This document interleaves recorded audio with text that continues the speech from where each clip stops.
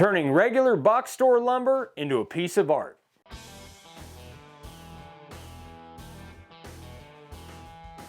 So one issue woodworkers have is that a lot of times we think we have to go find the best piece of lumber, the best piece of live edge, and we got to spend $500 to $1,000 on it. Well, you don't have to. We took regular Redwood 2x6s from Home Depot, and we've been making all kinds of tables with them. And you can do a lot of stuff with just regular box store lumber. So guys, we're gonna go to Vegas in December for the Cowboy Christmas, and we're gonna have a booth selling our tables. So that's what we made this one specifically for. We wanted something that goes with the audience that's gonna be there. The rodeo's gonna be in town, so we figured a bull rider and an American flag, you don't get much more rodeo than that.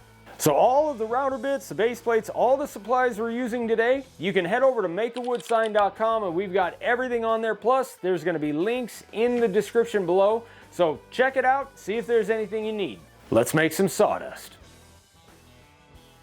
For this project, we have 11 8-foot 2x6 Redwood boards, and we have 4 8-foot 2x4 Redwood boards. Now we ended up not using the 2x4s, but that's no big deal. We make stuff all the time, so we'll save that for another project. We have to cut each one of these at 78 inches, but you don't want to just pull from one end and mark 78 inches. He's inspecting both ends. So a lot of times with these boards, there's splits in them, or like one of them had a really nasty knot at the end. So Dad's essentially going through each one and we're cutting the best 78 inches out of the board. That way there's no splits, all of the ends look really good. While Dad's inspecting each one, I'm bringing them over to the miter saw and actually making the cuts. And it's kind of nice that Dad and I work together because we can check each other's work. So for the first several, once I cut it, then I use my tape measure and I just measured each one to make sure it's right around 78 inches. Now 78 inches is kind of an odd size. Basically we want the board 6 feet long. But we're cutting it at 6.5 feet, that way we have 3 inches on either side to play with, because we always trim up our boards anyway.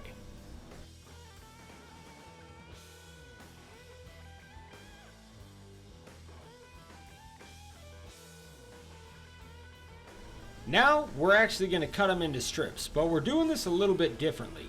Dad had the idea that we want to mark the dead center of each board. Now obviously there's going to be some variation.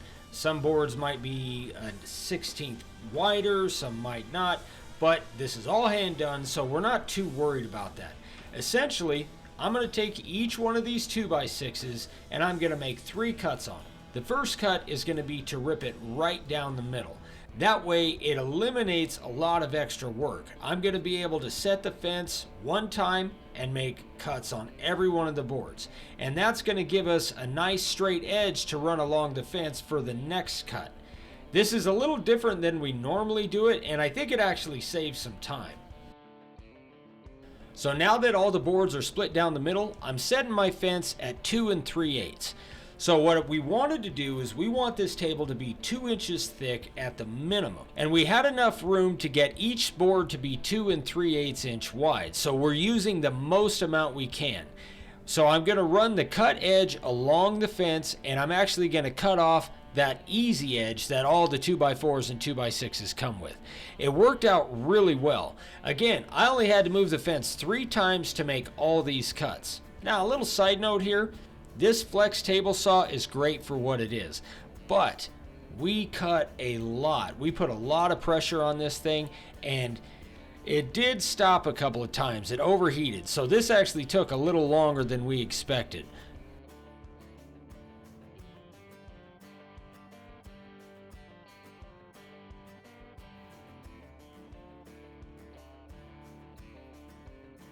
So we were pretty excited for this glue up, because we're using our new system, the clamp companions. Now, we did one small glue up just specifically for the video we did on that, which I'll put a link in the description below.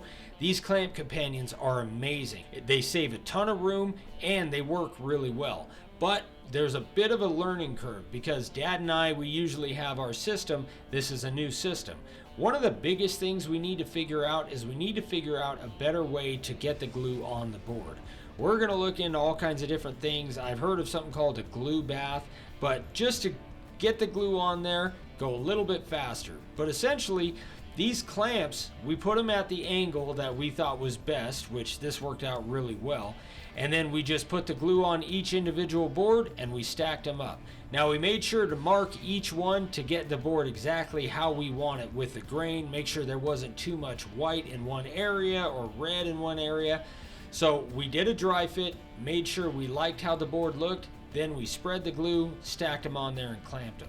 And guys, I really can't say how much we like these clamping companions. Number one, I don't have to crawl up on the table to spread the glue or do anything like that. And number two, it's out of the way. Once we get this thing all glued up, then we can drop it down and it hangs vertically on the wall. It is awesome. I'll put a link in the description below, specifically on the video we did for this clamp companion. We let the board sit overnight, then we came back out the next morning and we unclamped it and got ready to do all the surfacing. I was a little bit concerned because these boards stick out about 16 inches from each clamp, but with the cauls and the other clamps on the end, it actually made a really good glue up.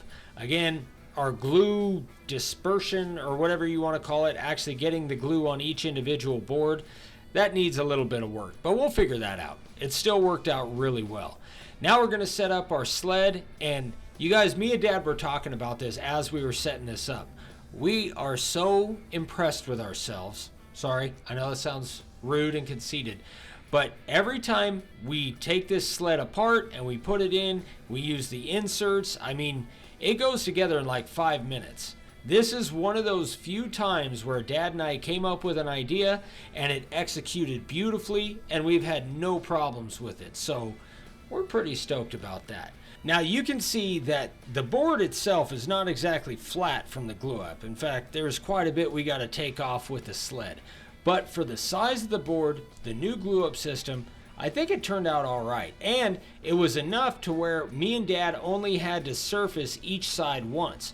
We didn't have to go over it 2 or 3 times to get it flat. So I'm still happy with it, but we're going to get better as we go along. By the way, this Amana bit we're using for surfacing cuts through this thing like butter. We actually took off almost 1/8 per pass. That's why we only had to make 1 pass per side.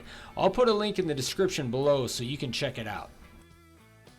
Hey guys, real quick, so you can see that we're actually wearing masks during this entire milling process of making the board, which is not something we normally do. But we heard from Base Camp and they actually sent us a couple. I don't know, we gave them a good shot. What do you think? You know what? I am super impressed with these things. They were comfortable. One thing that I was really nervous about, that it would fog up my glasses. No sign of that whatsoever.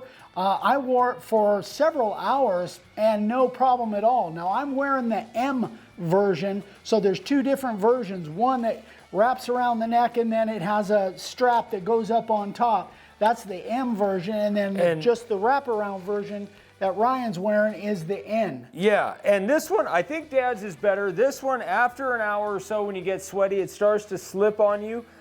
This might be a little bit for lighter use. That one doesn't slip at all from what you said, right? Yeah, no, it was comfortable and it's adjustable. It was comfortable the whole time. I could breathe, no problem at all. And generally when we do this process, my sinuses go nuts. Not the case when I'm wearing this mask. So it was great. 2 thumbs up from me. Yeah, you know, I even wore this when I was sanding down my truck to repaint it, and I like them. So they did furnish us these several different masks and filters and stuff. So if this is something you guys are interested in, I'll put a link in the description, and there's a discount code, Old Dave 10. Yes, right? Old Dave 10. Yeah, for 10% off if you need a mask or if you like wearing them. These ones are pretty good. Yeah, they're the best I've used for sure, by far. So thank you, Hannah over at Base Camp for supplying these. We really like them. We're going to probably use them every time we're doing this operation for sure. All right, guys, let's get back to the build. So now that the board is all completely flat, completely milled, we need to trim off the edges. Now, I could have gone 3 inches on each side, but I wanted to pick the best area of the board. So I cut off about 2 inches on this side here. Then on the other side, I cut off about 4 inches. So this board is exactly 6 feet long. And side note, guys, the track saw is the best tool ever in the world. You need to get one.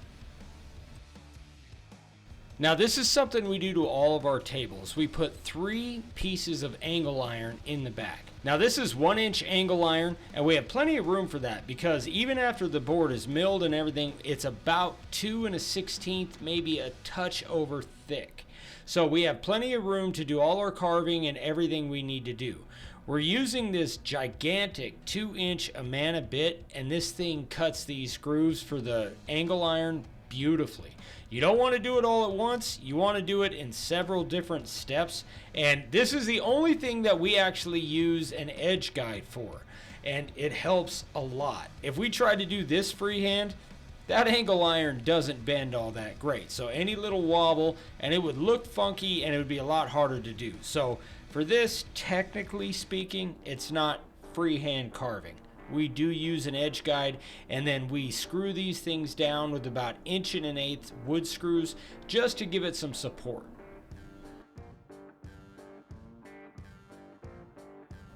So we know the artwork we want for this table. So we put together a practice piece, and it's a good thing we did because this actually turned out to be way too big. The reason we put this together is because we needed to find out what we were going to do exactly. We're just kind of coming up with stuff on the fly. Now, I filled this board with glue and sawdust. I filled all the gaps, and I completely forgot to hit record on that. So once we filled it, then we sanded it off, and we got this artwork measured up. So the glass is going to be set inside the board. So we made our marks where we need to carve around there. I also want the corners notched, so we marked 2 inches from each corner, and then we used a radius, this is just the cap of a container we had in the shop, to connect those marks together. So now we're using a shower curtain over the board to mark out and trace exactly what size we want the glass and what shape. And then we're going to take this to our glass guy in Kingman, and he's going to use this pattern to cut the glass we want for the table. And a big shout out to our buddy Dave over at Dave's Glass in Kingman. He's done all the glass for our table, gets it done quick, and gets it done right. Thanks, man. Now the glass is going to set on a little 1-inch step, so there's technically going to be 3 depths to this table. So what we have to do is use the shape of our glass and make it 1 inch smaller all the way around. And that's what we're actually going to carve out in order to do our layout inside that. We're not going to carve that little step until we get the glass and we make 100% for sure that that's what we need. So this actually worked really well, and to do those radiuses, you just make little marks at 1 inch all across the radius, and then you connect them together like those old school connect the dot books we had when we were kids.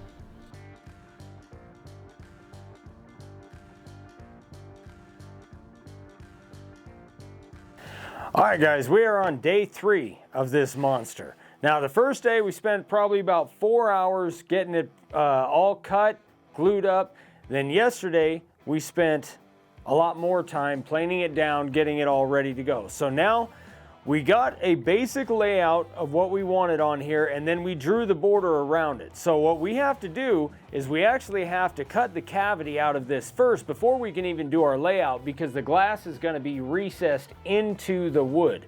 So to do that, I'm going to use our spiral upcut bit, the 1/4 inch. Then I'm going to use our surfacing bit on a handheld 6/18.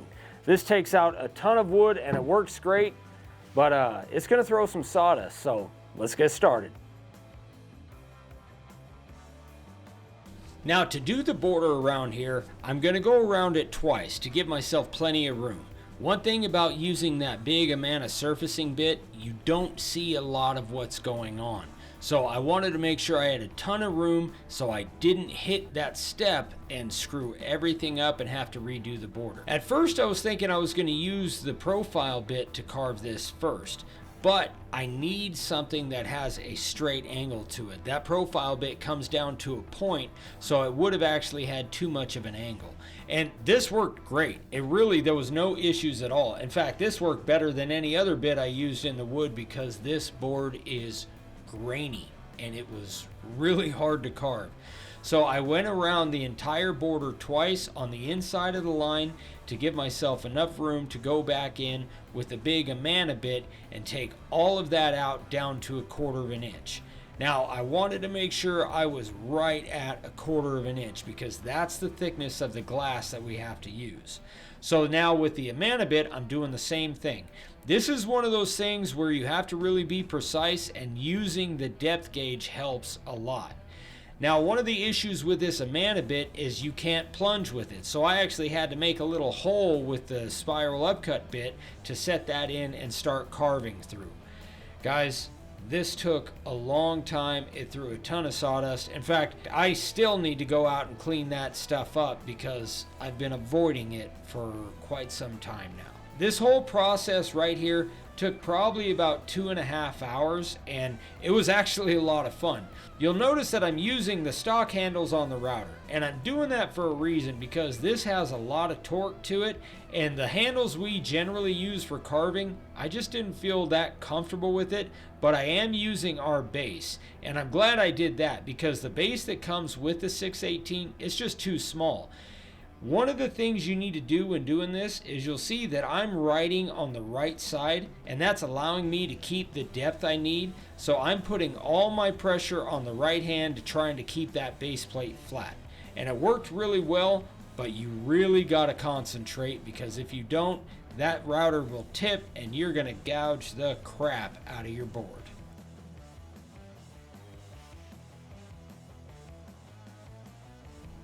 So you remember how I said we need to kind of fix our glue application situation? This is why. We had a lot of gaps in this board. So even after I filled the gaps to do the initial border where we're going to do our carving, once I got rid of 1/4 inch of wood, there were more gaps. So I mixed some sawdust, some really fine sawdust from our random orbital, and some glue, and I filled the gaps again. This is going to be an ongoing process. The board is completely stable, but those gaps, they kind of stick out and it drives us nuts. But since the recording of this, I think we have found a way to do it, and you guys will see that on a future video, and I think it's a winner. So after about 3 days and 400 pounds of sawdust, we can finally start the layout. Now, Dad was gone at this point, so I had to move this monster in by myself, and this thing is heavy. Now, here's a tip for layout. We're not going to show the entire process and really go in depth on this because that's really a video in and of itself, and we have one on this, so I'll put a link in the description below. But when you have multiple pages, like this one was 12 pages, I believe, you want to get them set up exactly where they go before you start cutting and putting them together. I made that mistake on the origin table we did, and I actually put the N on upside down. And then I had to sand it off and redo it. So make sure that it's exactly how you need to go together. It's kind of like a puzzle.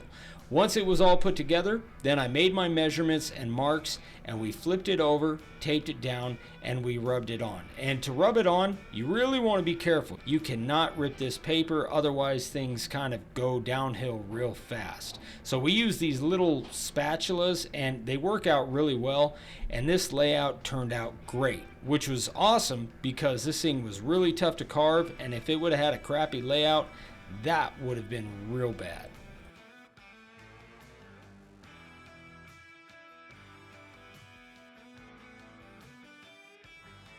Now there's a ton of small detail on this table. So the first bit I used is a carving liner bit at 1/8 of an inch deep. Now I didn't do a whole lot with this, and the main reason for that is because this board was so grainy. It was really difficult to keep a straight line with the carving liner. The carving liner is great for small detail, but it does have two major flaws. It's single fluted, so it only has one cutting edge, and on a board like this, that was difficult. Also, you can only go 1/8 of an inch deep at a time because it's such a fine point. However, it works really well for stuff like this. It's just that the board made it extremely difficult.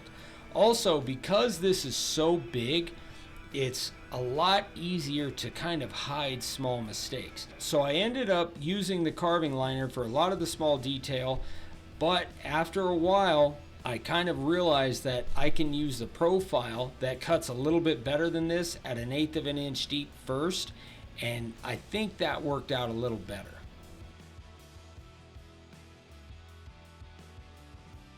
So now I'm using the profile at 1/8 of an inch deep. So guys, we have somewhere around 9 to 10 hours in the carving of this alone. So forgive me for kind of speeding through this. We're trying to keep the video under 5 hours long. What I basically did here, I went through all of the detail of the carving.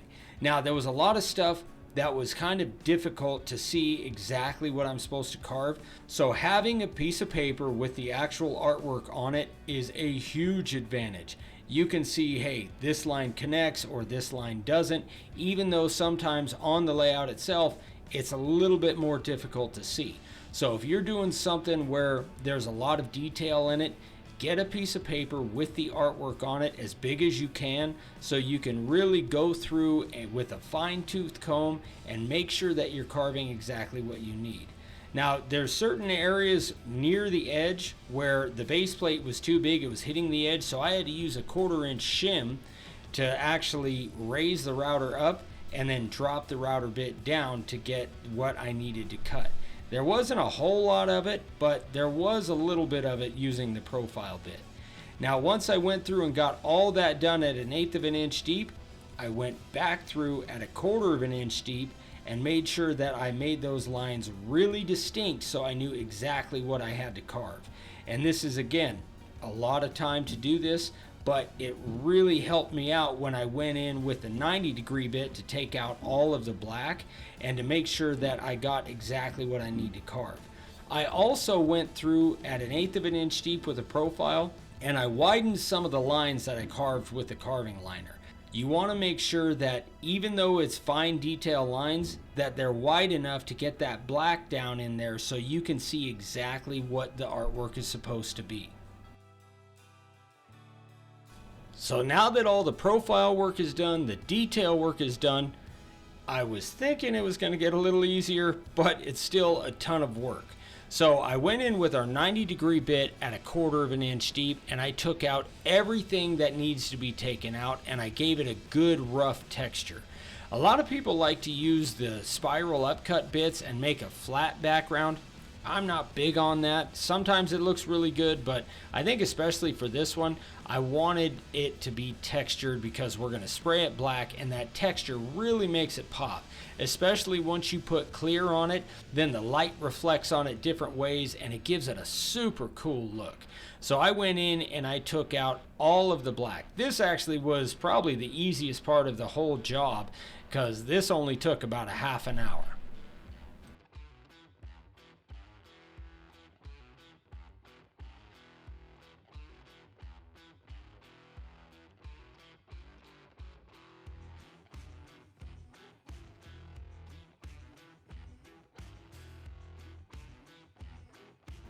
Now this is one of those things where we had to think about it for a little bit. We didn't know if we should spray and sand it after everything's carved or just the artwork. And we decided to do it after just the artwork is carved because we're going to carve everything else around in there, but we're going to leave that natural colored. Plus, it made it a lot easier to get those sanding discs flat and to sand all this off without having any chip out. I think that was a good call.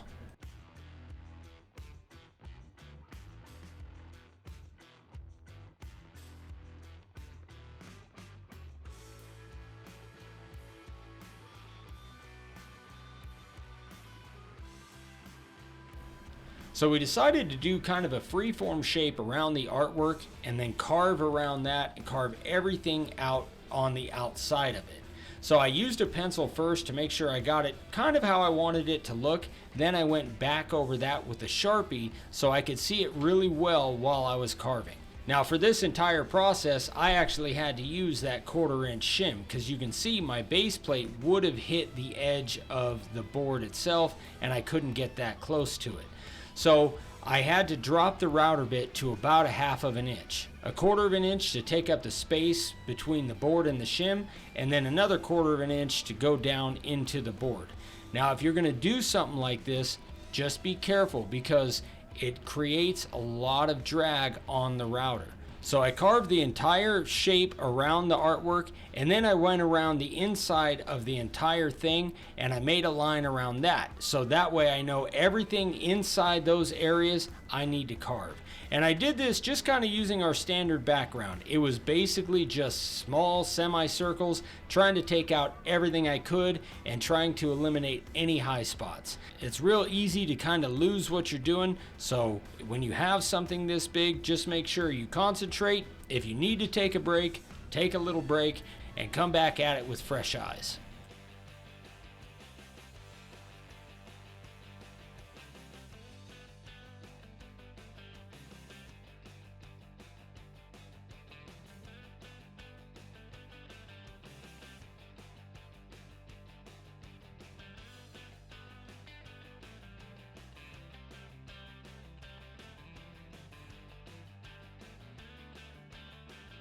One of the reasons we have to set the glass inside the board is because we're going to do a live edge on this. And this live edge process is really super easy. I put a line on there, kind of the general natural shape I'm looking for. Then I use the Kutzall Extreme Course shaping dish or disc. I think they call it a dish. And I angle the edge to that line. Then once I have that, I use this wire wheel we got from Harbor Freight, and I go along the grain and I just rough it up. What's cool about this is that it takes out the soft grain a lot faster than the hard grain, so it gives it that super natural look. For the stain, we're just using dark walnut, and then I'm going to go in there, I'm going to stain the whole thing, kind of soak it, and then wipe it up. So really, the live edge, we've gotten this process down pretty good, and it looks awesome. When someone's looking at something like this, I generally have to tell them that that's a faux live edge or a fake live edge, and they're usually pretty surprised about it.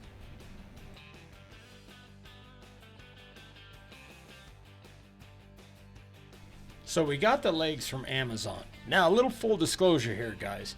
All of our legs are from Amazon. We just don't have the funds or really the connections to have custom-made legs for each one of these tables. Eventually, we would like to do that, but for right now, this is what we got.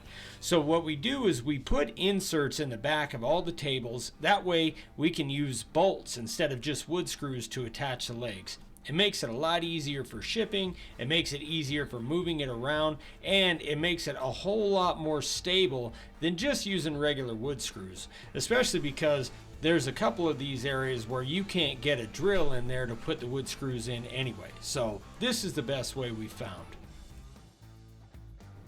Now it's time to put the glass on.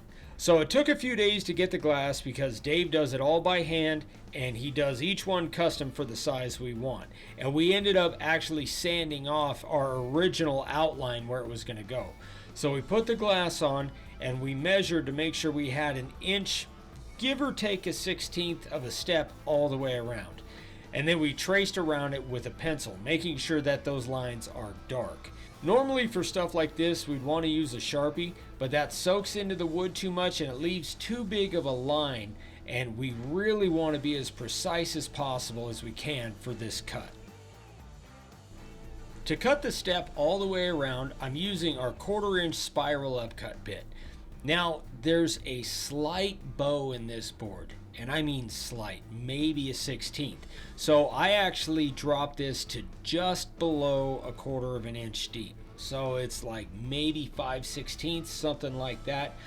But it's also going to require some sanding. Now you'll notice that the majority of the pressure is on my right hand, because that's what I'm using to make sure I get as flat of a cut as I can. So I'm helping guide with my left hand, but all the pressure on the router is on my right hand, and that helps to keep it flat. But doing something like this, again, I like to listen to music usually when I'm carving or listen to a podcast. I wasn't listening to anything because I really had to concentrate. All it's going to take is one little slip and I'm going to end up gouging that step really bad, and we can't leave it like that. So I would have to sand it flat, either that or go over and do the whole thing again and drop it another 1/16 of an inch. So you really got to pay attention when you only have one side of the router base riding on the surface of the wood.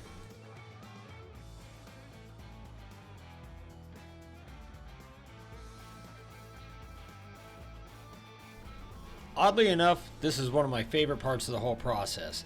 Because that spiral upcut bit doesn't give the flattest surface, I just took a little block of wood and 120 grit sandpaper and I sanded off that entire step. So it got rid of any kind of markings, it got rid of any bumps, and it made it nice and smooth. It's very satisfying. Now it's time to put the clear coat on. So we're going to end up putting about 15 or 20 clear coats on this thing. We really want it protected. We're using the water-based Helmsman spar urethane, and this stuff gives a nice look. It doesn't change the color of the redwood too much, but it gives a really deep look, especially with a lot of coats on it. So that's what I'll be doing for the next couple days.